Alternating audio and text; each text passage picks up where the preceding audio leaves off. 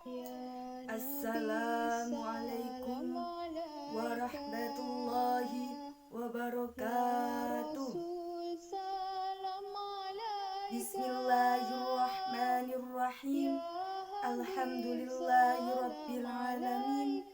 Wabihi nasta'in ala umurid dunya waddin. Wassalatu wassalamu ala ashrafil anbiya'i wal mursalin Sayyidina wa maulana Muhammadin wa ala alihi wa sahbihi ajmain. Amma ba'd. Segala puji hanya untuk Allah, Tuhan semesta alam. Hanya kepadanya lah kami memohon pertolongan atas urusan dunia maupun akhirat. Semoga sholawat dan keselamatan tetap tercurahkan kepada junjungan kita Nabi besar Muhammad SAW beserta keluarga dan para sahabat. Semerbak wangi bunga melati mekar menawan sepanjang hari. Dewan guru dan hadirin yang saya hormati, izinkan saya sampaikan satu kalam ilahi. A'udzu billahi minasyaitonir rajim. Bismillahirrahmanirrahim.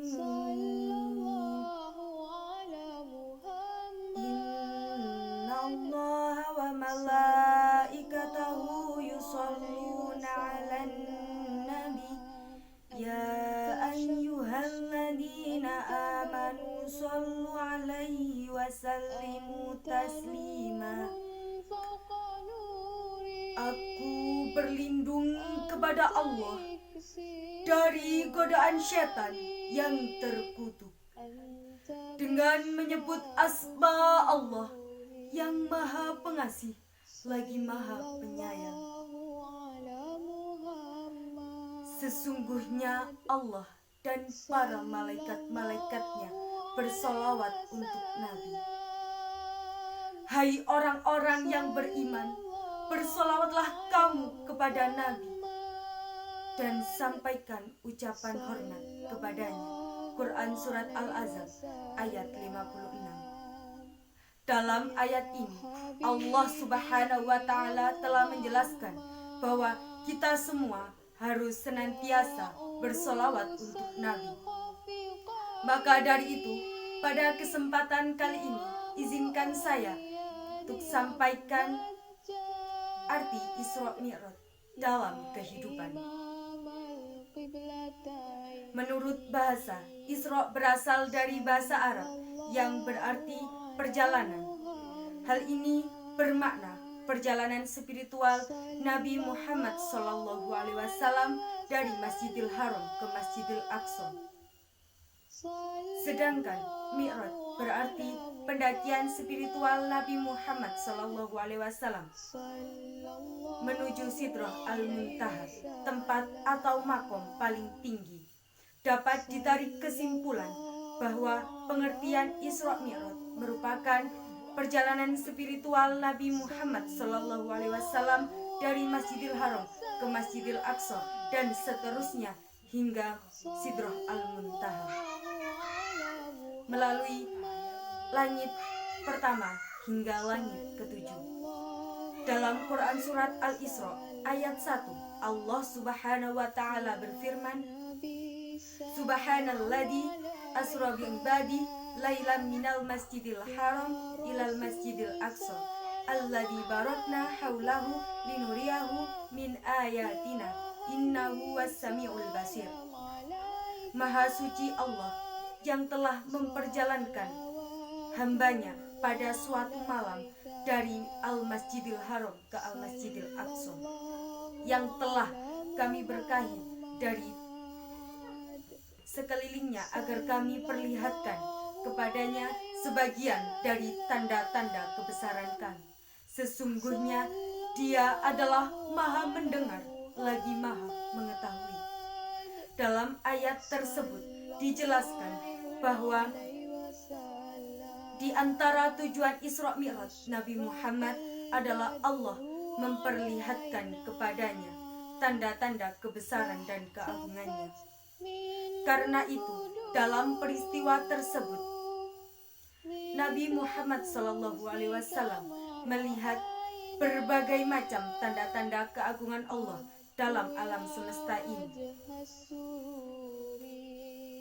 termasuk segala rahasia-rahasia di luar angkasa dan alam gaib, disertai juga dengan pengalaman-pengalaman pribadi dan pengalaman rohani dengan berjumpanya Nabi Muhammad SAW dengan nabi-nabi terdahulu seperti Nabi Adam, Nabi Nuh, Nabi Ibrahim, Nabi Musa, Nabi Daud, Nabi Sulaiman, Nabi Idris, Nabi Yahya, dan Nabi Isa.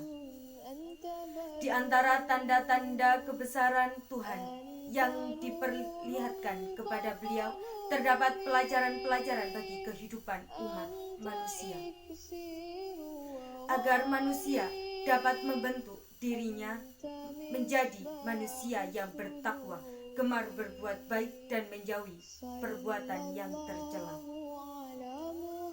Dikutip dari islam.org.id oleh Kiai Haji Zaki Mubarak, Rais Syuriah, pengurus besar Nahdlatul Ulama. Peristiwa Isra Mi'raj terjadi pada tanggal 27 Rajab menjelang Nabi Muhammad SAW hijrah ke Madinah sekitar tahun 621 Masehi. Pada saat itulah turun wahyu tentang perintah sholat yang disampaikan langsung oleh Allah Subhanahu wa Ta'ala kepada Nabi Muhammad SAW. Imam Al-Bukhari meriwayatkan, pada saat peristiwa Mi'raj Nabi Muhammad SAW berada di Baitul Ma'mur, Allah Subhanahu wa Ta'ala mewajibkannya beserta para umat Islam yang dipimpinnya untuk mengerjakan sholat 50 kali dalam sehari semalam.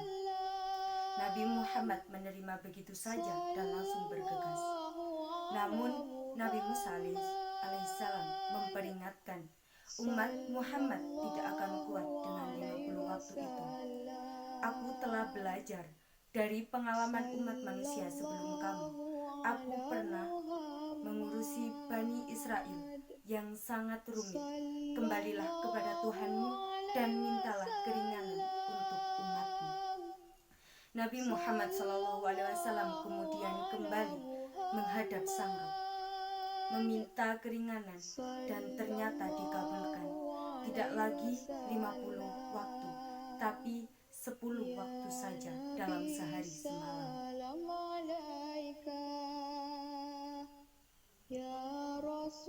Namun kemudian Nabi langsung bergegas begitu saja. Namun Nabi Musa tetap tidak yakin umat Muhammad mampu melakukan sholat 10 waktu itu. Mintalah lagi keringanan. Kemudian Nabi kembali dan akhirnya memperoleh keringanan menjadi hanya 5 waktu saja dalam sehari semalam. Sebenarnya Nabi Musa masih tidak yakin dengan 5 waktu itu dan menyuruh Nabi Muhammad untuk kembali meminta keringanan. Namun Nabi Muhammad tidak berani.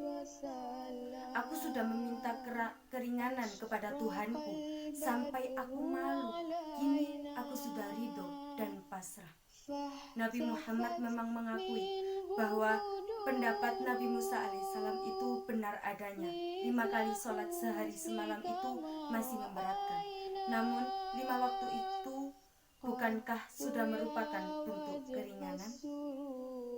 Maka dari itu kita semua sebagai umat Islam harus senantiasa memanjatkan syukur kita kepada Allah Subhanahu wa Ta'ala yang telah meringankan kita perihal sholat. Hingga pada akhirnya dengan perjuangan Nabi Muhammad SAW untuk mendapatkan keringanan dari Allah Subhanahu wa Ta'ala, dan Allah mengabulkan keringanan tersebut. Dari yang dulunya 50 kali dalam sehari semalam, dan pada saat itu pula hanya 5 waktu saja. Mungkin cukup sekian yang dapat saya sampaikan. Bila ada kaca yang pecah, jangan disimpan di laci. Jika ada kesalahan dari saya, jangan disimpan dalam hati. Kurang lebihnya, saya mohon maaf yang sebesar-besarnya.